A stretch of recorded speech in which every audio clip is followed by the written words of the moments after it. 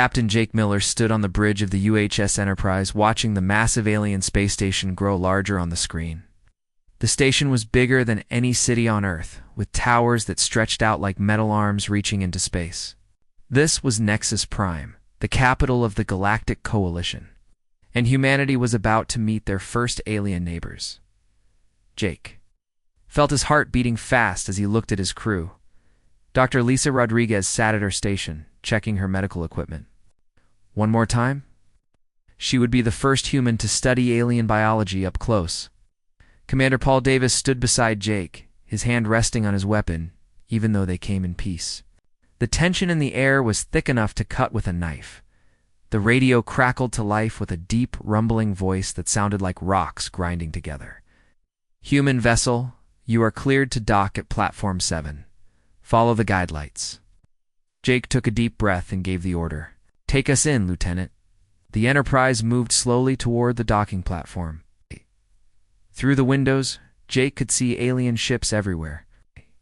Some were as big as mountains, covered in spikes and armor.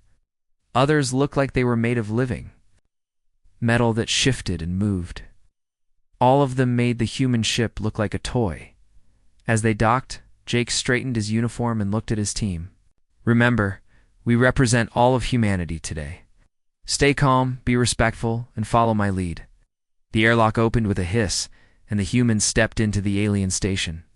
The first thing Jake noticed was the smell, like ozone and something metallic. The second thing he noticed was how everything was built for creatures much larger than humans. 3 aliens waited for them in the docking bay. The first was a Krillian, standing 9 feet tall with what looked like natural armor covering his entire body. His exoskeleton was dark green and seemed harder than steel. This was Admiral Zextoon, the Coalition's military leader. The second alien was a Vorthok, with 4 powerful arms and skin that looked like gray leather. His name was Commander Vexeler, and each of his arms was thicker than a human leg.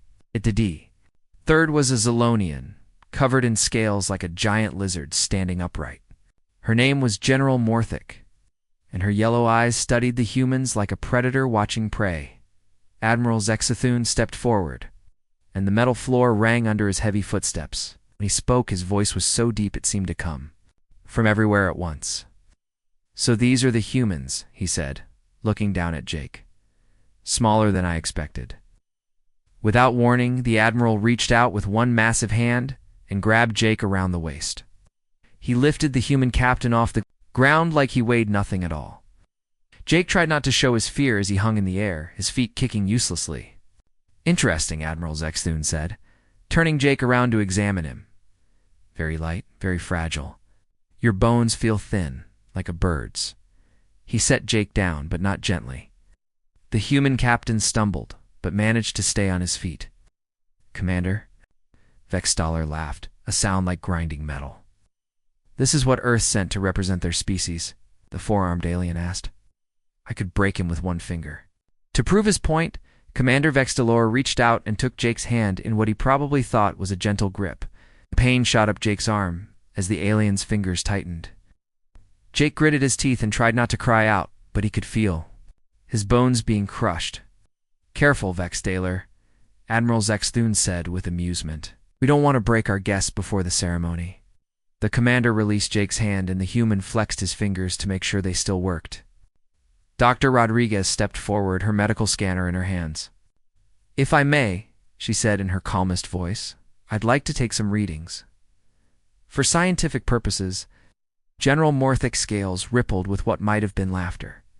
"By all means, little human, scan away." Dr. Rodriguez ran her scanner over the 3 aliens, and her eyes widened at the readings. The Krillian's exoskeleton was indeed harder than steel. The Vorthok's muscle density was 5 times that of a human. The Zolonian scales could probably stop bullets. "Fascinating," Dr. Rodriguez said. "Your species have all evolved on high-gravity worlds. That explains the increased bone density and muscle mass." "Evolved?" Admiral Zextoon's laugh was like an avalanche. "We were forged in the fires of real worlds. Human. Worlds where the weak die and only the strong survive. Your species clearly evolved on a soft world where even the weakest could live. The aliens led the human delegation through. The station's corridors, everything was built on a massive scale. The humans had to almost run to keep up with the aliens' long strides. Other alien species watched them pass, and Jake could hear whispers and laughter. "Look how small they are," one alien said. "Do you think they're a larval stage?" asked another. "No, that's fully grown," came the reply. "How pathetic." They finally reached the main assembly hall, where representatives from all 12 coalition species had gathered. The hall was enormous, with a ceiling that disappeared into shadows high above. Hundreds of aliens filled the seats, all of them. At least twice the size of the humans. Admiral Zexdoon took his place at the center of the hall and gestured for the humans to stand in a circle of light. Jake felt like an animal in a zoo as hundreds of alien eyes stared down at him. "Citizens of the Coalition," Admiral Zexdoon announced, his voice carrying easily through the huge hall. "I present to you the humans of Earth. They claim to be a spacefaring civilization, though, as you can see, they are hardly impressive." Laughter filled the hall. Jake's face burned with embarrassment, but he forced himself to stand straight. "Let us examine these creatures," the Admiral continued. He pulled out a device that projected images into the air above the humans. Bone density, 40% lower than the average Coalition citizen. Muscle mass, less than half of our weakest younglings. Reaction time, slower than most prey animals. With each statistic, the laughter grew louder. Jake saw Dr. Rodriguez's jaw tighten with anger. Commander Davis's hand moved toward his weapon, but Jake caught his eye and shook his head slightly. "Their claws are blunt," Admiral Zexdoon said, grabbing Jake's hand and holding it up for all to see. "Their teeth are small and weak. Have no natural armor, no poison, no special abilities at all. They are, in every measurable way, inferior to every species in this hall." A Vorthok in the audience stood up, his forearms waving. How did such weak creatures even reach the stars? Did they steal their technology? Perhaps they are a servant species, suggested a Zolonian, bred by a stronger race to do simple tasks. Admiral Zexdoon nodded thoughtfully. "That would explain much. Very well, humans. The Coalition is willing to offer you membership as a protected client species. You will serve the Coalition in whatever capacity we determine, and in return, we will protect you from the dangers of the galaxy." Jake stepped forward, his voice clear and strong despite the hostile crowd. "Thank you for the offer, Admiral. But humanity prefers to stand as equals, not as servants." The hall erupted in laughter so loud it hurt the humans' ears. Admiral Zexdoon's amusement was so great that his whole body shook. "Equals?" he gasped between laughs. "You cannot be serious. What could you possibly offer as equals? You are weak, slow, and fragile. You have no natural weapons, no special abilities, nothing that would make you useful in real combat. We have our minds," Dr. Rodriguez said quietly. "Your minds?" Commander Vexteler spread wide in a gesture of disbelief. "Intelligence means nothing without the strength to back it up. In the real galaxy, only the strong survive, the weak serve or die." Jake looked around the hall at the hundreds of aliens, all of them laughing at humanity's expense. He memorized their faces, their species, their obvious confidence in their own superiority. He also noticed something else, how they all seemed to think the same way, how they all believed that strength was the only thing that mattered. "I see," Jake said calmly. "No." "Well, if that's how you feel, then I suppose we'll return to Earth and consider our options." Admiral Zexdoon's laughter died down to a chuckle. "Well, you may return to your little world, humans, but remember, the galaxy is a dangerous place.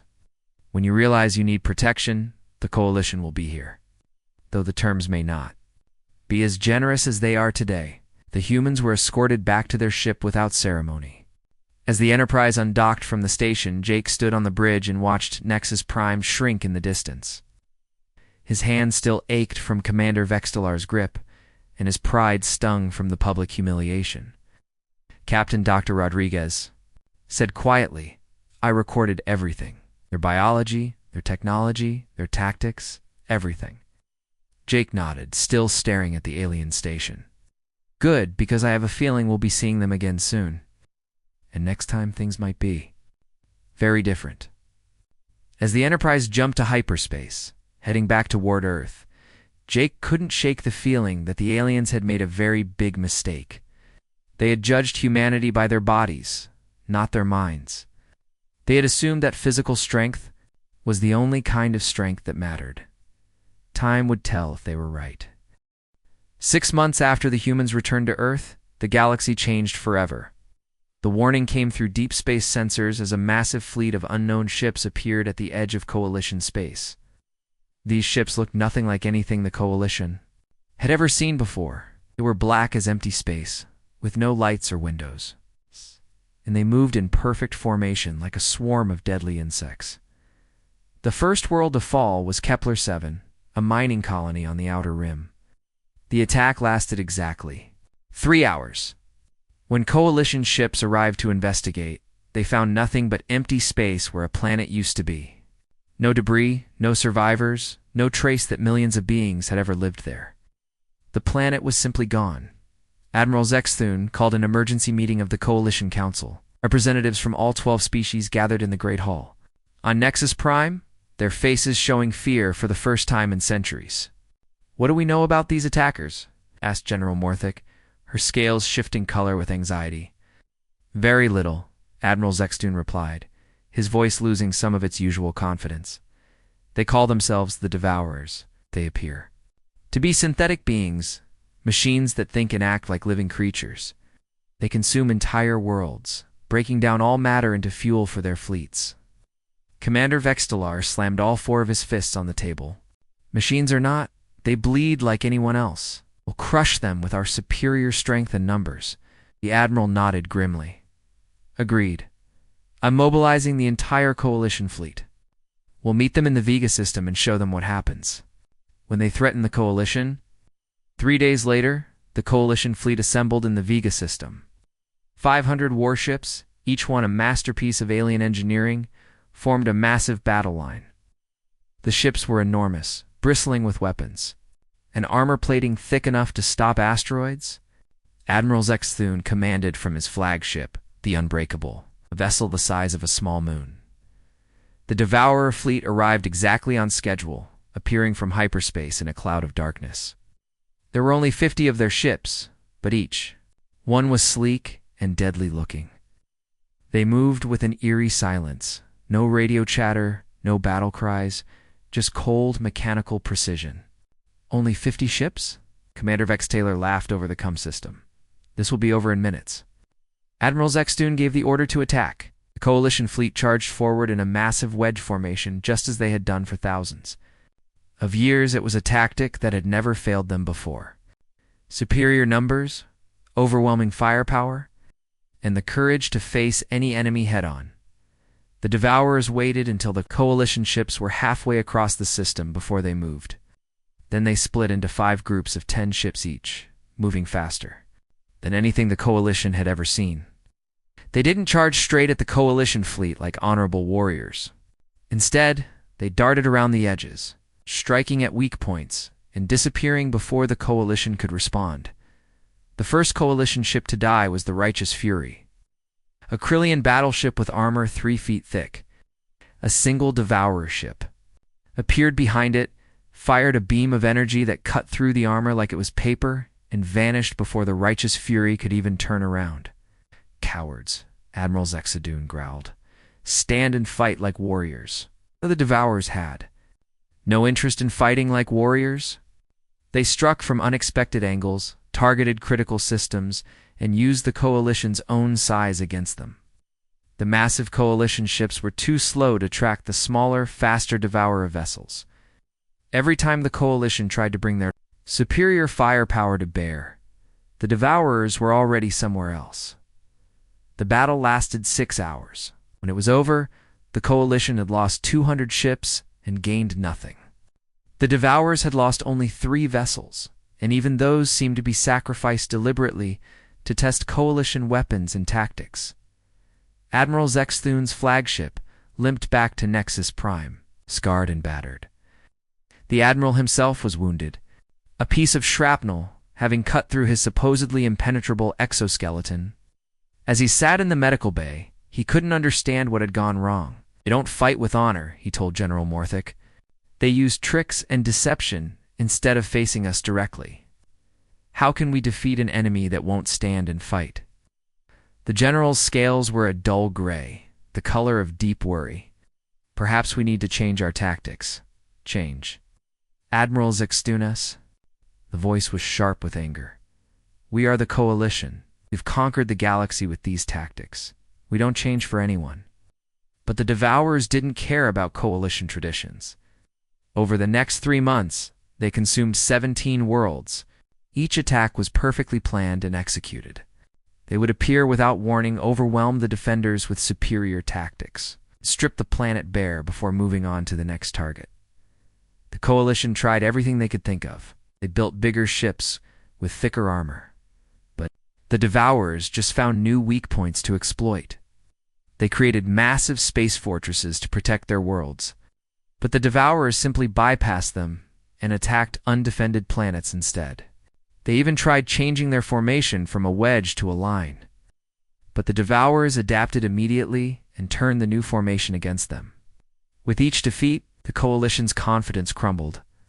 These were species that had never known real defeat, creatures that had dominated the galaxy through raw power and determination.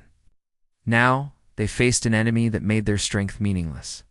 The worst defeat came at the Battle of Titan's Gate, where Admiral Zexthun led the Coalition's most powerful fleet in a desperate attempt to stop the Devourer advance. The Coalition brought everything they had, 1,000 ships, their best warriors, and weapons that could crack planets in half. The Devourers brought 50 ships and superior tactics. They divided the Coalition fleet into smaller groups then, destroyed each group one at a time. Admiral Zexthun watched in horror as his flagship was surrounded by enemy vessels that seemed to anticipate his every move. "How do they know what we're going to do before we do it?" he asked his tactical officer. "Sir, they're not just reacting to our moves, they're predicting them. It's like they understand our tactics better than we do." The battle ended with Admiral Zexthun's flagship being destroyed. The Admiral himself barely escaped in a life pod.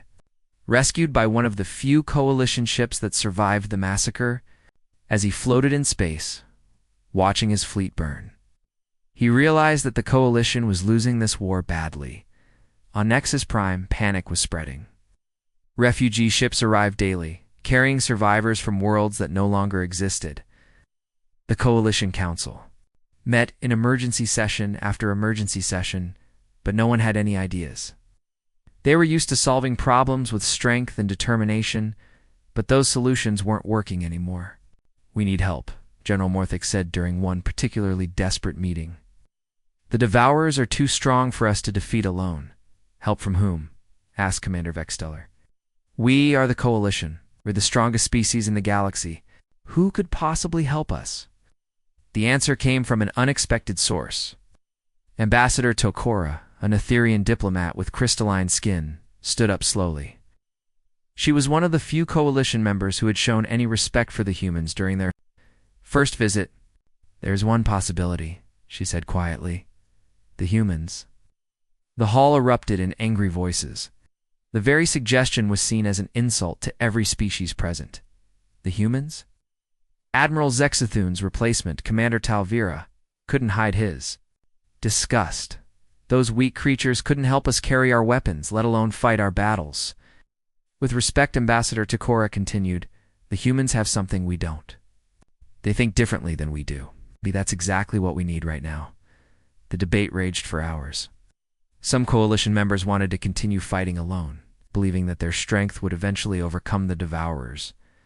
Others were so desperate that they were willing to try anything. Finally, Commander Talvera called for a vote. The decision was close, but desperation won over pride. The Coalition would ask Earth for help, though they would frame it as a minor request for assistance rather than a plea for salvation. The message sent to Earth was carefully worded. It asked for whatever minor assistance your species can offer.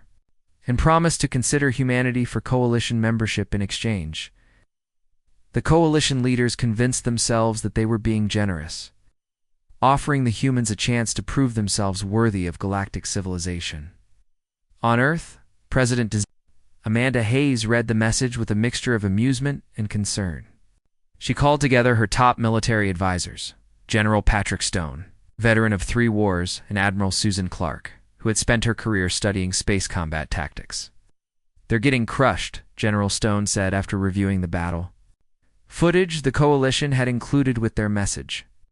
"These devourers are good, but they're not unbeatable. The coalition is just fighting them wrong." "Look at this!" Admiral Clark pointed to a section of the battle recording. "They're using the same tactics over and over again. Direct assault, overwhelming force, no flexibility at all. The devourers have figured them out completely." President Hayes nodded thoughtfully. "So what do we offer them?" "Not ships," General Stone said immediately. "Not weapons. They have better technology than we do in those areas. What they need is what they're asking for without realizing it, which is..."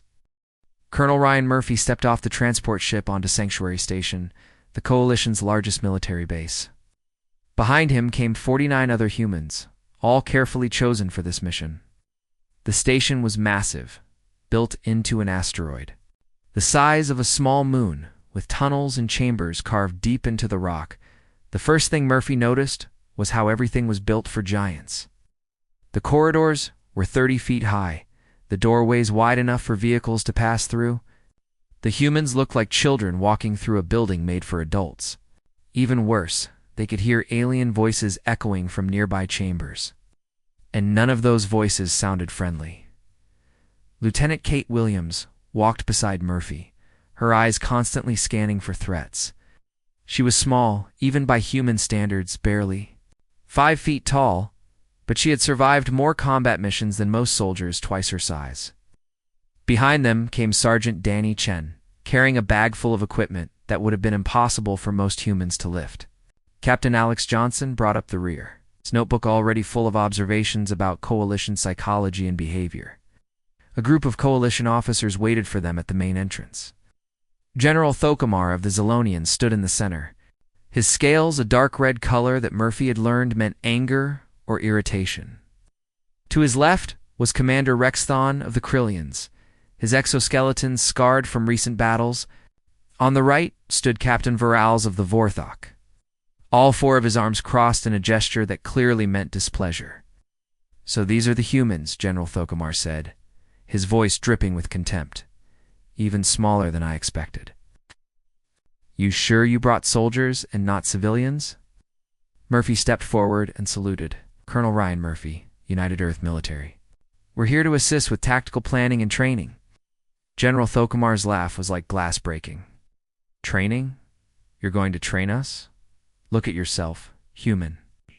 You couldn't even lift our smallest weapon." To prove his point, Commander, Rexthon picked up a plasma rifle from a nearby rack. The weapon was 8 feet long and weighed more than Murphy's entire body.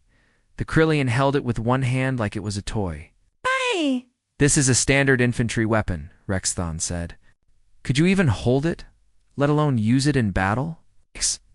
Murphy examined the weapon carefully. It was beautifully made, with enough firepower to level a building. But it was also incredibly heavy, difficult to aim, and had no safety features that he could see. "No, sir, I couldn't use that weapon effectively," Murphy admitted. "But I'm not here to use your weapons. I'm here to help you use them better. Use them better." General Thokomar's scales shifted to an even darker red. "We have been using these weapons for thousands of years. We have conquered entire star systems. With them, what could you possibly teach us?" "Permission to observe your training exercises, sir?" The Coalition officers looked at each other with amusement. Finally, General Thokomar nodded. "Very well. Watch and learn how real warriors train. Perhaps you'll understand why the Coalition rules the galaxy." The humans were led to an observation deck overlooking a massive training area. Below them, hundreds of Coalition soldiers were running combat drills.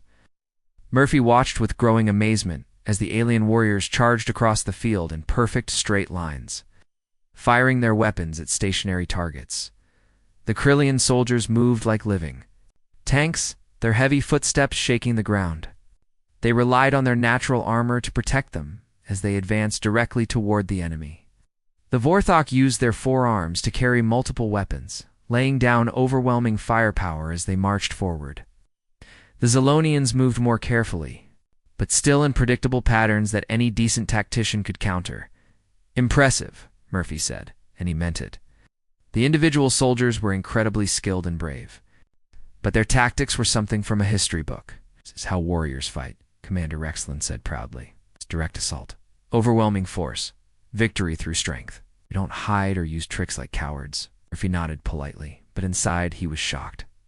These aliens were fighting like soldiers from Earth's ancient past. They had no concept of cover, no flanking maneuvers, no coordination between units. They just charged straight at their enemies and hoped their superior strength would win the day. "Sir, may I ask a question?" Murphy said. "What happens when the enemy doesn't fight the way you expect them to?" "What do you mean?" General Thokomar's eyes narrowed. "Well, the Devourers don't seem to fight in straight lines. They attack from unexpected angles, use hit-and-run tactics, avoid direct confrontation. How do you counter that?" The general's scales flashed bright red. "The Devourers are cowards. Real warriors face their enemies directly.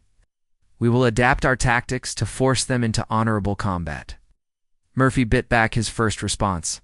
These aliens had been losing badly to the Devourers because they refused to adapt their tactics. They were so focused on fighting with honor that they were dying with honor instead of winning. "Permission to make a suggestion, sir. Speak." "If we ran a small training exercise. Nothing major, just a simulation to test some new ideas." General Thokomar looked at the other officers. Commander Rexton was shaking his head, but Captain Viral seemed curious. "What kind of exercise?" the general asked. "It's a simple combat scenario. One of your best soldiers against one of mine. Hand-to-hand combat, no weapons. Just to see how different fighting styles work against each other."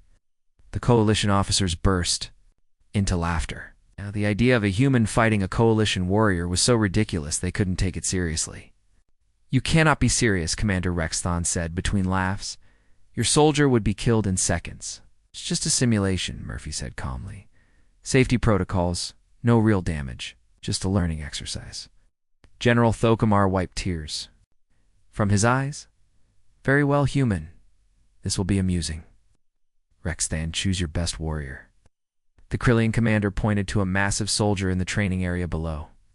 The warrior was nearly 10 feet tall, with an exoskeleton that looked like it could stop bullets. His name was Sergeant Kolthak, and he had never lost a combat exercise. "And your champion, General Thokomar?" asked Murphy. Murphy looked at Lieutenant Williams. She was checking her equipment, her face calm and focused. She nodded once. "Lieutenant Williams will represent humanity." Oh. The laughter started again, even louder this time. Lieutenant Williams was so small compared to Sergeant Kolthak that she looked like a child standing next to a giant. "Sir Captain," Viral said, "perhaps we should use a smaller opponent. Seems unfair." "No," Murphy said firmly. "This is exactly the kind of challenge we need to address." The combat simulation took place in a large arena with virtual reality technology that made the experience feel completely real. The two fighters could feel pain and fatigue, but couldn't actually be injured. Sergeant Kolthak entered the arena with confidence, his heavy footsteps echoing off the walls. Lieutenant Williams slipped in quietly, moving like a shadow. The coalition officers watched from the observation deck, already planning how they would comfort the humans after their inevitable defeat. General Thokomar felt almost sorry for the small human female. She was about to learn a very painful lesson about the difference between coalition strength and human weakness. The simulation began. Sergeant Kolthak charged straight at Lieutenant Williams exactly as he had been trained to do. His strategy was simple: close the distance quickly, grab the human, and end the fight with overwhelming force. But Lieutenant Williams wasn't there. When he arrived, she had moved aside at the last second, letting the Krillian's momentum carry him past her as he stumbled trying to turn around. She struck at a joint in his exoskeleton that her briefing had identified as a weak point. The Krillian roared and swung a massive fist at her head. Williams ducked under the blow and struck again, this time at the back of his knee. The giant warrior staggered but didn't fall. "Stand still and fight like a warrior," Kolthek growled. But Williams had no intention of fighting like a coalition warrior. She used her speed and small size to stay out of his reach, striking at weak points whenever she found an opening. The Krillian's strength was useless if he couldn't catch her. The fight lasted 15 minutes. Kolthak grew more and more frustrated as he chased the human around the arena. Every time he thought he had her cornered, she would slip away and hit him from a new angle. His heavy exoskeleton, which had always been his greatest strength, became a weakness as it slowed him down and tired him out. Finally, Williams managed to get behind him while he was off balance. She struck at a nerve cluster she had identified in his neck, and the simulation registered a killing blow. The arena went silent. On the observation deck, the Coalition officers stared in shock. Their best warrior had been defeated by a human so small she could barely reach his chest. It was impossible, but they had all seen it happen. "How?" Commander Rexthon whispered. Murphy smiled. "Lieutenant Williams didn't try to match your soldier's strength. She used his strength against him. She fought smart instead of fighting hard." General. Thokomar's scales had gone completely gray, the color of deep thought. "Run the simulation again." The second fight was even more one-sided. Now that Sergeant Kolthak knew what to expect, he tried to adapt his tactics. But he had been trained for only one kind of combat, and he couldn't change his entire fighting style in a few minutes. 2 weeks after Lieutenant Williams defeated Sergeant Kolthak in combat simulation, Coalition High Command finally agreed to test human tactics in real battle. The target was Kepler 44-b, a mining world that the Devourers had captured 3 months earlier. The planet was rich in rare metals, making it valuable to both sides. Colonel Murphy stood in the briefing room on Sanctuary Station, looking at the holographic display of Kepler 44-b. The planet was mostly desert, with the main mining facility built into a mountain range near the equator. Devourer forces had fortified the facility and were using it as a forward base for their expansion to Coalition space. General Thokomar entered the room with his senior staff. The Zalonian commander looked tired, his scales a dull gray color. That showed stress and worry. Behind him came General Vexquin, a Vorthok commander who had been one of the first to show interest in human tactics. "Colonel Murphy," General Thokomar said, "Coalition High Command has authorized Operation Desert Strike. You will have joint command with General Vexquin. However, I must warn you that many in the High Command expect this mission to fail. They want proof that human tactics don't work in real combat." Murphy nodded. He had expected this. The Coalition was giving him just enough resources to try his ideas, but not enough to guarantee success. If the mission failed, they could blame human incompetence. If it succeeded, they could claim credit for Coalition strength. "What forces do we have available?" Murphy asked. General Vexquin stepped forward, using all 4 of his arms to gesture at the display. 200 Coalition? Soldiers from mixed species. 3 assault ships for transport. Basic weapons and equipment. It's not much for attacking a fortified position. Actually, Murphy said, studying the display, it might be exactly what we need. The Devourers are expecting another traditional Coalition assault. They've prepared for overwhelming force and direct attack. They're not ready for what we're going to do. Lieutenant Williams entered the briefing room carrying a tactical tablet. She had spent the last week studying Devourer behavior patterns and weaknesses. Captain Johnson followed her, his notebook full of psychological profiles and strategic assessments. Sir Williams said, "I've identified several key vulnerabilities in the Devourer position. They've fortified the main entrance and high visibility approaches, but they've left several secondary routes lightly defended." "Show me," Murphy said. Williams activated the holographic display, highlighting different areas of the mining facility. "The Devourers think like machines, sir. They calculate the most logical attack routes and defend those heavily. But they don't account for attacks that seem illogical or wasteful, meaning they've ignored the old mining tunnels on the south side. The tunnels are partially collapsed and would be difficult to navigate. A traditional force would never use them because they're inefficient and dangerous. But a small, fast team could get through. General Vexquin examined the display with interest. "You want to split our forces?" "Not just split them," Murphy replied. "I want to divide them into 5 separate teams, each with a different mission. The Devourers will think they're facing multiple attacks from different directions." "That goes against all military doctrine, General," Thokomar said slowly. "Dividing your forces makes each group weaker. Only if you're planning to fight them." "Directly," Captain Johnson interjected. "But what if the goal isn't to win fights, but to create confusion and force the enemy to make mistakes?" Murphy walked to the display and began outlining his plan. Team 1, led by Sergeant Chen, will create diversions across the planet. Explosions, false radio chatter, anything to make the Devourers think we have a much larger force. Team 2 will attack the main gate, drawing attention and resources away from the real targets. "And the real targets?" General Vexquin asked. "Teams 3 and 4 will infiltrate through the mining tunnels and attack the facility's power grid and communication systems. Team 5, led by Lieutenant Williams, will strike the command center while the Devourers are distracted." The coalition. Officers looked skeptical. This plan was unlike anything they had ever attempted. It relied on deception, coordination, and perfect timing, rather than superior firepower and armor. "What if one of the teams fails?" General Thokomar asked.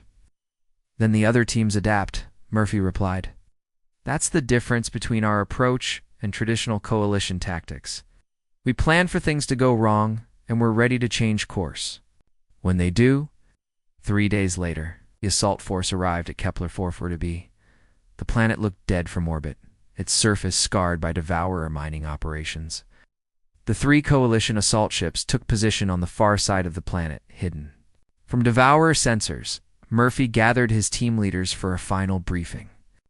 The group included both humans and coalition soldiers who had volunteered for the mission.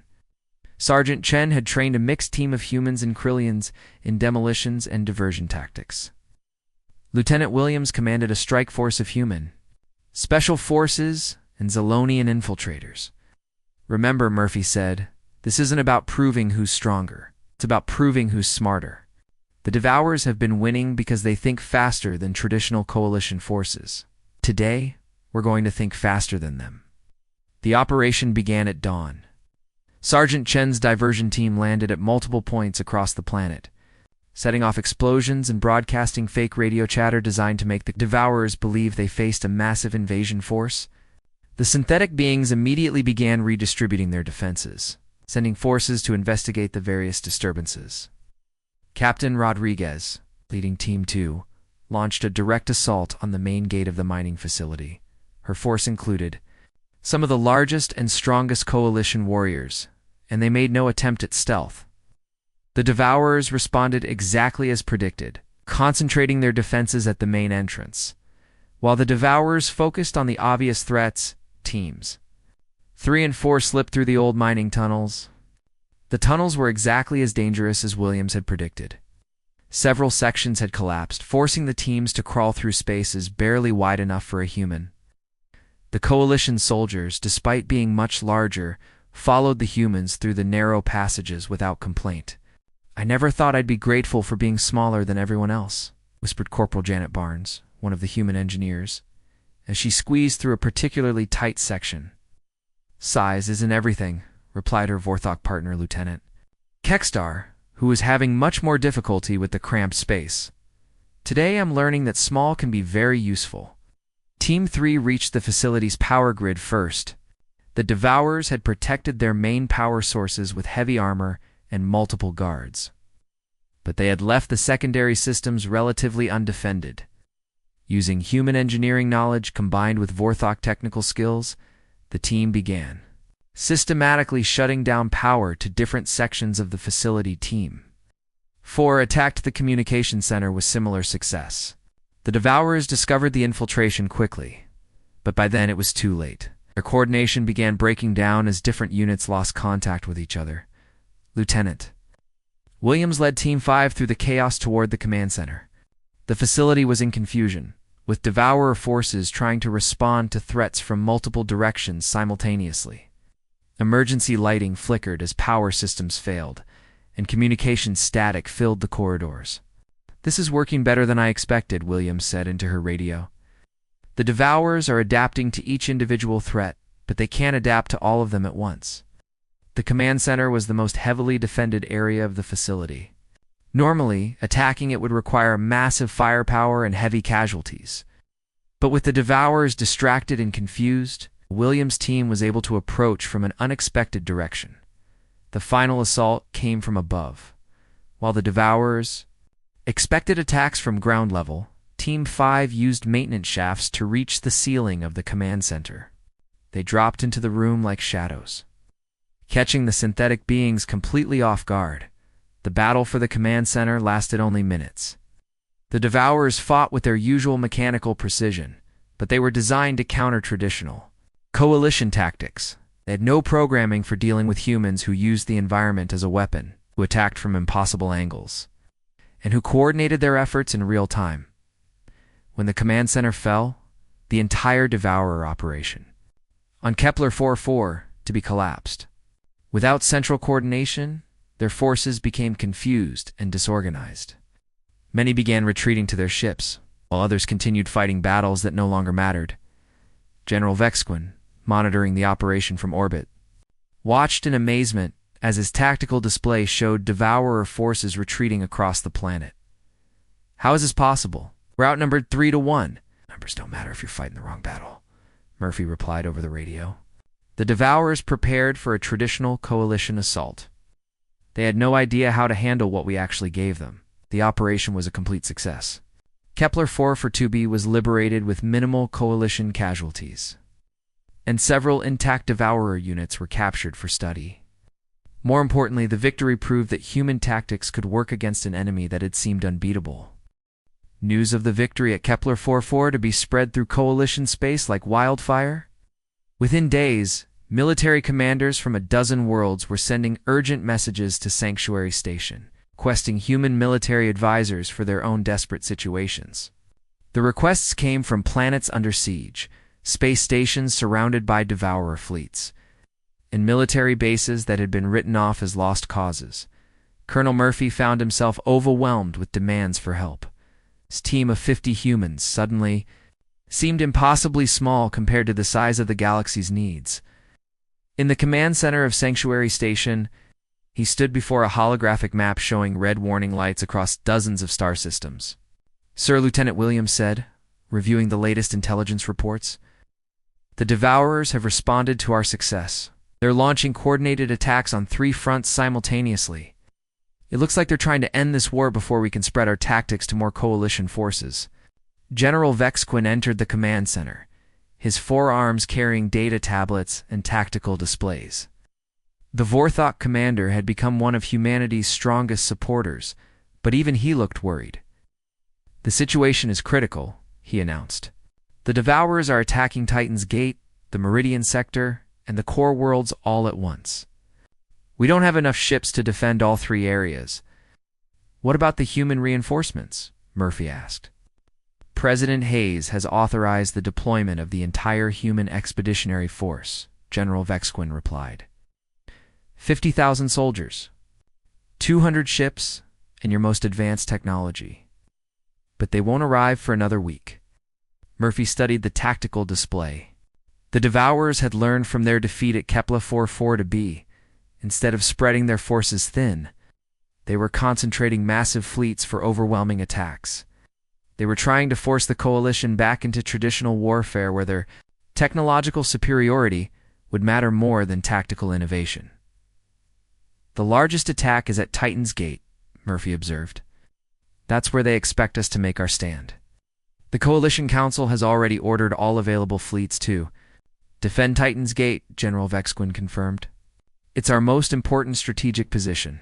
If we lose it, the Devourers will have a clear path to the core worlds. And that's where we need to be," Murphy decided. "How many ships can we take?" 12 vessels, including 3 heavy cruisers. It's not much compared to what the Devourers are bringing. "Quality over quantity," Murphy replied. "We've proven that works." 3 days later, human advisory team arrived at Titan's Gate. The massive space station guarded the entrance to a critical hyperspace route. and losing it would cut the coalition in half. Already, coalition fleets were gathering for what everyone expected to be the decisive battle of the war. Admiral Clark commanded the human fleet from the heavy cruiser UHS Washington. She was a veteran of space combat, but she had never faced anything like what was coming. The Devourer Armada approaching Titan's Gate was the largest force they had ever assembled. With over 1,000 ships of various sizes, Admiral came. A transmission from Coalition Command. You are to coordinate with Admiral Corthusis of the Krillian Fifth Fleet. He has overall tactical command of the defense. Murphy and Admiral Clark exchanged glances. Admiral Corthusis was one of the Coalition commanders who still believed that human tactics were worthless tricks. He had publicly stated that the victory at Kepler 442b was pure luck and that real warfare required traditional coalition methods. The meeting with Admiral Corthusis took place aboard his flagship. The unbreakable Will, the massive Krillian admiral, made no effort to hide his displeasure at having to work with humans. I want to be clear, he said, his exoskeleton gleaming under the ship's lights. This battle will be won through superior firepower and coalition courage.